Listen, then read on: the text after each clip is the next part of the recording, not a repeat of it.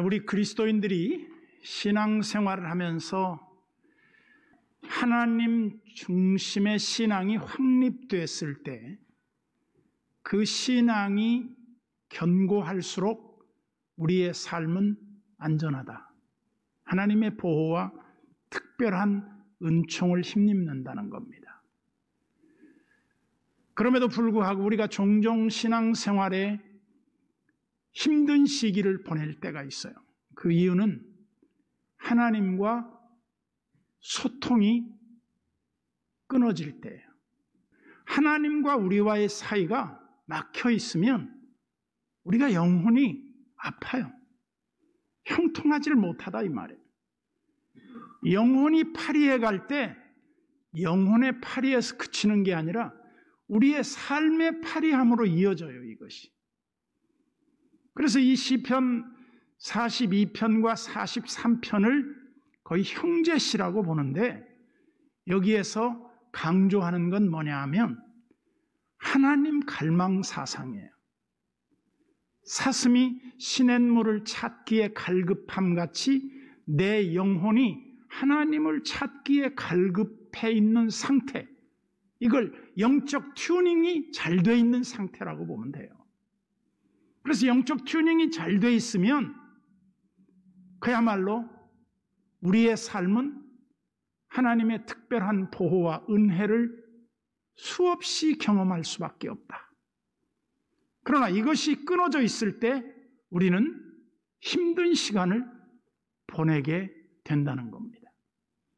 그 이유가 뭐냐 하면 하나님이 우리로 하여금 힘든 시간을 보내지 아니할 때 하나님을 갈망하는 사람이 별로 없어요. 우리는 하나님이 우리를 고통 속에서 하나님을 찾도록 만드시는 하나의 하나님의 사인일지도 몰라요. 우리가 겪고 있는 어려움, 현실적인 그런 내 힘으로 감당하기 어려운 그런 시험들, 이것을 통해서 우리는 하나님을 찾게 된단 말이죠.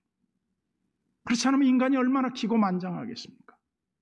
우리도 모르는 사이에 하나님 없는 축복을 그게 축복이라고 생각을 해요. 그래서 우리는 하나님을 찾아야만 돼요. 하나님을 간절히 사모해야만 해요.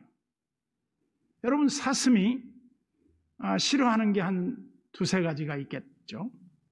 첫째는 사람을 싫어한다고 그래요. 그래서 사슴은 사람 냄새가 나면 빨리 도망간다고 그래요. 두 번째는 사슴이 싫어하는 게 화약 냄새. 화약 냄새가 이게 쏘니까 사냥꾼들을 너무 싫어하는 거죠.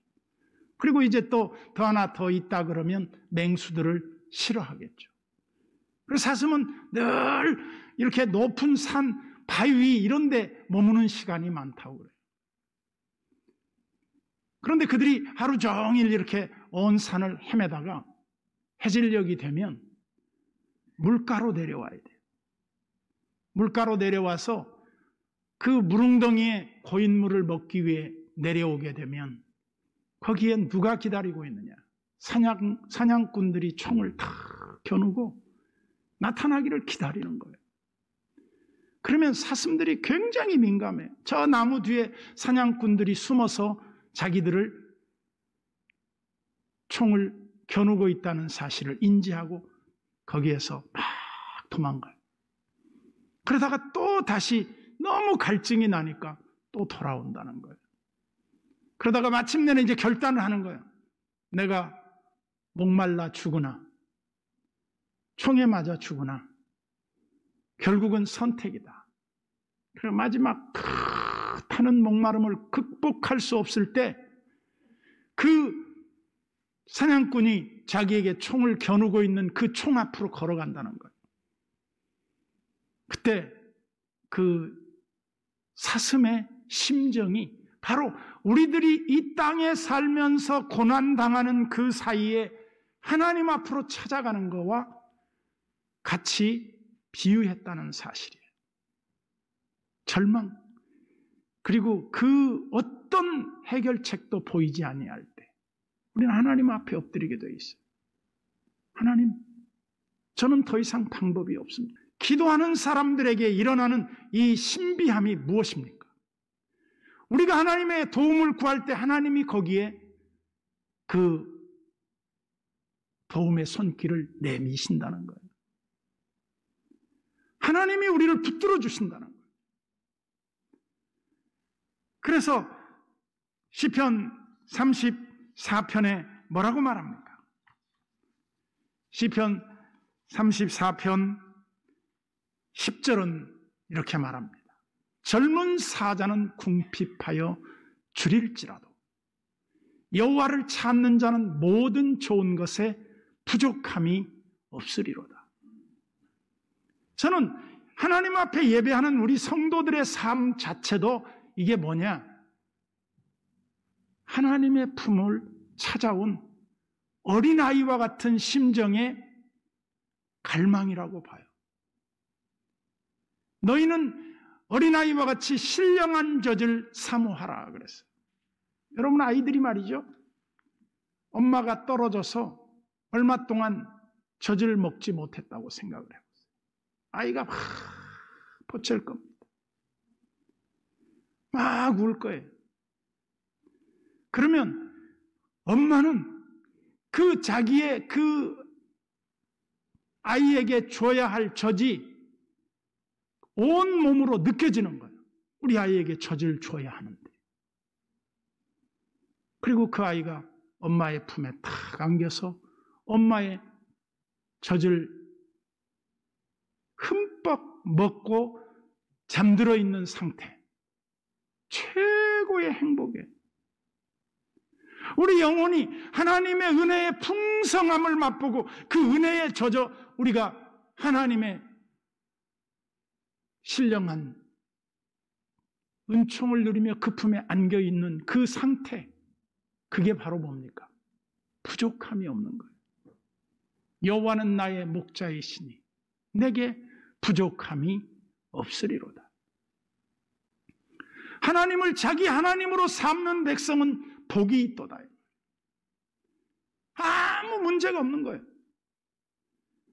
그래서 오늘 본문으로 돌아가 봅시다. 여기 제목이 어떻게 붙어 있느냐면 고라 자손의 마스길, 인도자를 따라 부르는 노래 그랬는데, 이 노래는 어디서 많이 염두에 두고 지어진 시인가 이렇게 학자들이 연구에 의하면 예루살렘 남방 34km 지점으로 내려가면 엔게디 그 광야가 있어요. 소위 다윗이 피난할 때 광야에서 어려웠던 그때 하나님이 거기에서 자기를 붙들어 주신 그 경험을 더듬으면서, 그리고 이 고라 자손들은 늘 성전의 그 레위 지파임에도 불구하고 한 번도 제사장 반열에 들어가 보지 못한, 소위 그 직책에 보면 좀 한직에만 머물러 있던 사람들이에요. 뭐 음식을 한다든지 무슨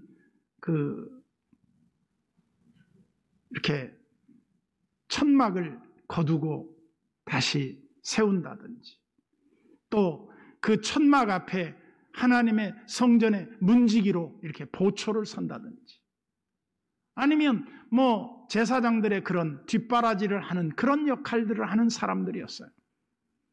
그래서 어느 날 모세의 지도력에 대해서 너만 하나님의 제사장이냐? 우리도 다 마찬가지다. 레위지파다 이거예요. 그때 하나님이 레위지파를 다 불러 모읍니다. 그리고 고라 자손들을 따로 세웁니다. 그리고 하나님이 고라 자손들에게 심판을 내려요. 어떻게 하는가? 땅이 쫙 갈라지더니 고라 자손들이 서 있는 자리에 한순간에 그들이 사라져버리고 없어졌어요. 아마 그 어린 것들이 이렇게 텐트 밖을 내다보고 있었겠죠. 자기 그 어른들이 한순간에 사라진 걸 봤을 거예요.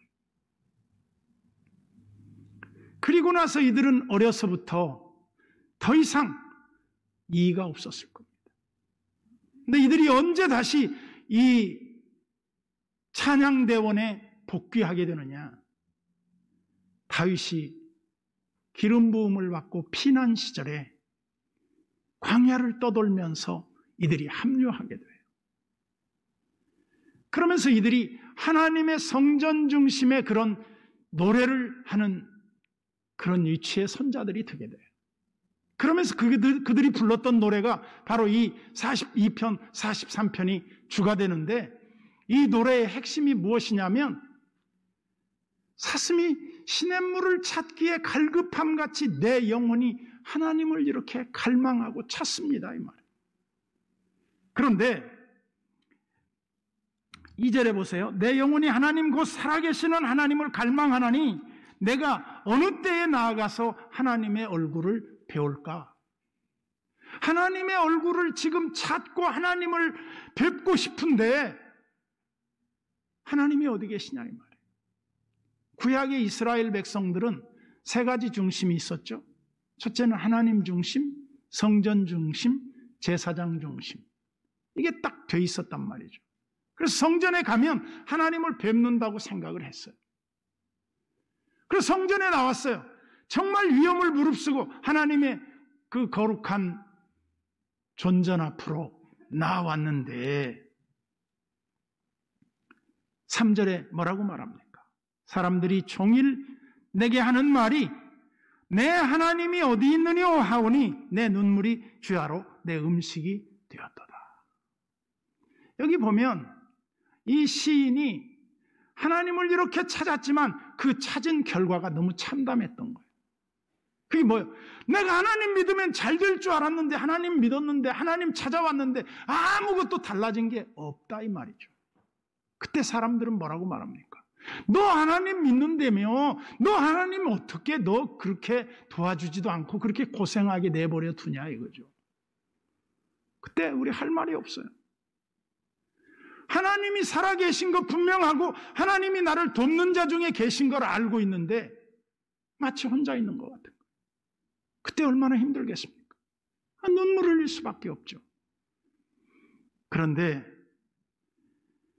4절에 이렇게 말해요. 내가 전에 성의를 지키는 무리와 동행하여 기쁨과 감사의 소리를 내며 그들을 하나님의 집으로 인도하였더니, 아마 이들이 하나님의 그 성전의 문지기로 혹은 하나님의 성전 봉사자로서 여러 가지 굳은 일을 했겠죠. 그러면서 그들이 얻은 확신이 뭐가 있겠습니까? 그들은 이런 생각을 했을 거예요. 그 예배하러 오는 사람들을 보면서 같이 기뻐하고 같이 하나님을 노래하며 하나님의 예배의 그 자리로 그들이 안내원을 했을지도 몰라요. 그런 이 고라의 자손들이 그 기쁨의 소리, 찬양의 소리를 하나님께 올려드릴 때 얼마나 그들은 그 어려움이 어려움으로 느껴지지 않았을 거예요. 그런데 삶이 그렇게 간단한 게 아니에요. 우리가 하나님을 찾을 때 모든 좋은 것에 부족함이 없다고는 했지만 우리 삶이 그렇게 만만치 않다고 말이죠.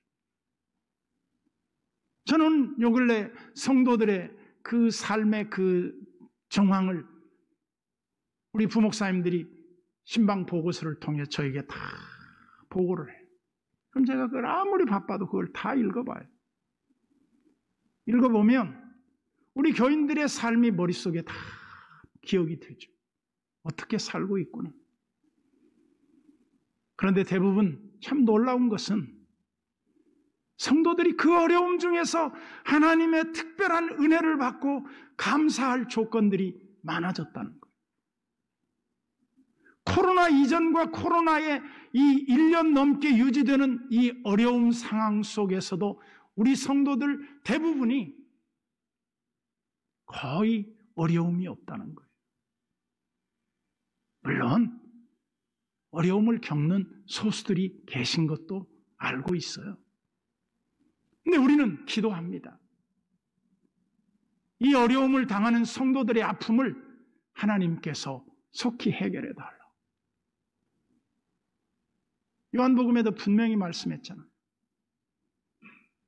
나를 사랑하는 자는 내 계명을 지킬 것이요 나도 그를 사랑하여 나를 그에게 나타낼 것이다. 주님이 나타나요. 우리의 삶의 현장에 주님이 내가 여기 있다. 내가 너를 돕는 자 중에 있다. 하나님이 자신을 드러내신다는 건 뭘 의미합니까? 하나님이 우리를 그 어려움에서 벗어날 수 있도록 도와주시는 분이라는 것. 하나님이 오시는 순간 모든 게 다 해결이 되어버리고 말아요. 그래서 이 5절에 이렇게 말합니다. 내 영혼아, 내가 어찌하여 낙심하며 어찌하여 내 속에서 불안해하는가? 우리가 신앙생활할 때 신앙이 성장하다 보면 하나님이 안 계신 것 같은 느낌이 들 때가 있어요. 우리의 신앙이 어릴 때에는 하나님 부르면 하나님이 막 고무 신고 꿀로 신고 막 달려나와서 오냐 그래요. 언제나 한결같이 우리들을 맞아주셔요. 근데 우리가 왜 낙심을 합니까? 왜 우리가 불안해합니까? 하나님과 분리 불안이 생겨서 그래요. 여러분, 우리 인간은요, 하나님과 멀어지면 불안해요. 하나님이 우리 곁에 계시지 않는 것 같은 그런 느낌이 들 때 우리는 낙심하게 돼요. 그러나 하나님이 우리와 함께 계시는 것을 확신하는 그 순간 모든 두려움과 걱정은 사라지고 말아요. 그러면서 맨 마지막에 이 시인이 5절 하반절에 이렇게 말합니다. 너는 하나님께 소망을 두라. 그가 나타나 도우심으로 말미암아 내가 여전히 찬송하리로다. 즉 우리가 하나님의 도우심으로 승리하고 하나님께 영광을 돌릴 그 시간을 우리에게 반드시 기대하라는 겁니다. 하나님은 우리의 돕는 자 중에 계셔요. 하나님은 우리의 힘이시고 능력이시고 환난 날에 만날 큰 도움이시라 이 말이에요. 저는 하나님을 생각할 때마다 하나님께 무릎을 꿇어요. 하루의 삶 속에서도 일어나자마자 맨 처음에 무릎을 꿇어요. 그리고 오늘 집을 나서기 전 기도했나요? 기도하고 집을 나서 운전대를 붙잡고도 하나님께 도움을 구하며 운전대를 붙잡아요. 사람을 만나기 전에도 기도해요. 왜? 하나님이 우리의 도움이신 것이 우리 인간의 지혜보다 낫기 때문이에요. 하나님을 붙드는 사람, 하나님께 붙들린 사람은 천성적으로 똑똑한 사람보다 낫다는 겁니다. 그래서 우리는 우리를 돕는 하나님으로 말미암아 우리가 도움을 받고 하나님께 찬송할 수밖에 없는 이런 실제적인 경험을 통해서 하나님과 우리와의 관계가 더 돈독해져요. 그래서 저는 여러분들이 우리의 신앙이 무엇으로 무장되어야 하는가? 그것은 하나님을 간절히 찾고 찾는 사슴이 시냇물을 찾아가는 그 심정으로 우리가 예배의 자리에 나와야 된다. 그리고 그 하나님을 붙들어야 되고 그 하나님을 만나야 된다. 그리고 하나님이 내가 부를 때 하나님이 내가 여기 있다 하시면서 나타나셔야 한다. 그때 우리는 나의 하나님, 나의 하나님, 내가 주님을 사랑하나이다. 주님도 내가 너를 사랑하노라. 관계에 이상이 없는 거예요.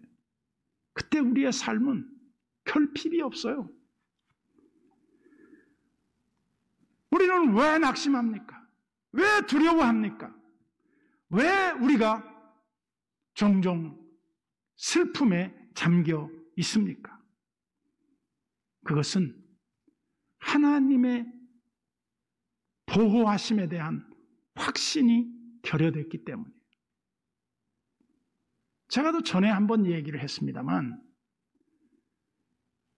제가 우리 애가 이제 출산 후에 산후조리원에서 20일을 머물고 집에 왔는데 이제 산후조리원에서는 애들을 늘 이렇게 보호하는 사람들이 있었겠죠. 이제 집에 오니까 사람이 이제 다 저녁에 자잖아요. 애들이 불안해요. 막 우는 거예요.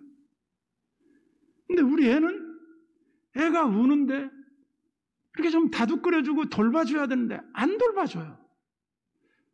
그래서 내가 왜 애기가 우는데 안 돌봐주냐 그러니까 애들은 한 40분 울다가 자요. 그래서 내가 나는 그렇게 안 배웠는데 그랬더니 보니까 프랑스 애들은 이렇게 키운다 그게 나왔더라고. 프랑스 애들 키우는 교본이 우리가 성경이야? 애가 우는데 안 돌봐주는 거예요. 그래서 제가 야 얘가 왜 우냐? 낮에 자고 밤에 안 자니까 그냥 놔두면 이게 분리불안증이 우는 거예요. 그래서 내가 이렇게 얘기했어요. 여러분 세상에 믿음이 제일 없는 애들이 누구냐면요. 어렸을 때부터 하나님을 믿는 집 자녀들이 믿음이 없어요. 특히 목사들 딸들, 장로님들 딸들이 믿음이 없어요. 그래서 내가 기도한다 그랬죠. 오늘 새벽부터 내가 가서 기도할게. 내일 새벽부터. 기도하고 내가 다음날 집에 가서 애기를 보니까 애가 울어. 내버려 두는 거예요. 그래서 내가 애를 데리고 들어가서 요람에다 뉘고 대화를 했어요. 대화가 필요해. 뭐라고 필요한 대화를 했냐? 너 지금 잘못 살고 있는 거야. 그래 애가 귀를 기울이고 듣고 있는 거예요. 뭐가 잘못됐느냐면 너는 지금 밤에 자고 낮에 활동을 해야 되는데 너는 낮에 자고 밤에 활동을 하는 게 잘못된 거야. 그랬더니 얘가 수긍을 하더라고. 그래서 내가 또 한 가지 더 지적을 했어요. 네가 자면 엄마가 내가 굉장히 넌 머리가 좋은 것 같은데 네가 자는 동안 엄마가 어디로 멀리 가버리면 어쩌나 하는 그런 불안이 있는 것 같은데 걱정하지 마. 엄마 아빠는 항상 네 곁에 있어. 그러니 오늘 저녁에 푹 자고 내일 아침에 일어나서 같이 놀자. 그리고 내가 손을 얹고 기도해 줬대. 20분 동안 20분 만에 잠이 딱 들고 그 다음날 8시에 딱 깨더라고요. 이런 적이 없었어요. 기도해 보세요. 대화해 보세요. 애들하고. 제가 무슨 말을 합니까? 아이들은 엄마 품에 있는 거를 한시도 떨어지는 걸 원치 않아요. 근데 이놈들이 조금 크면 엄마 없어도 혼자서 잘할 수 있어요. 그래. 이게 병드는 거예요. 우리 인간은 하나님의 품에 안겨 있어야지 하나님 없이도 살 수 있어요 하면 죽는 거예요. 하나님을 떠나서는 살 수 없는 존재. 그것이 바로 우리 인간이라. 그래서 하나님 의존사나 사상, 하나님 갈망 사상이 우리 속에 깊이 자리 잡고 이게 이상이 생길 때마다 내가 하나님 품에 나아가 하나님을 붙잡고 내가 하나님의 도움을 구해야 한다 이 말이죠. 이게 삶의 승리예요. 영적 승리가 삶의 승리로 이어지는데 영혼이 잘됨 같이 범사가 잘되고 강건케 되는 이 하나의 영적 원리는 변하지 않아요. 여러분들 하나님 품에 하나님이 여러분들을 굳게 붙드시고 여러분들의 도움이 되셔서 하나님을 찾는 자들에게 모든 좋은 것에 부족함이 없기를 주님의 이름으로 축원합니다.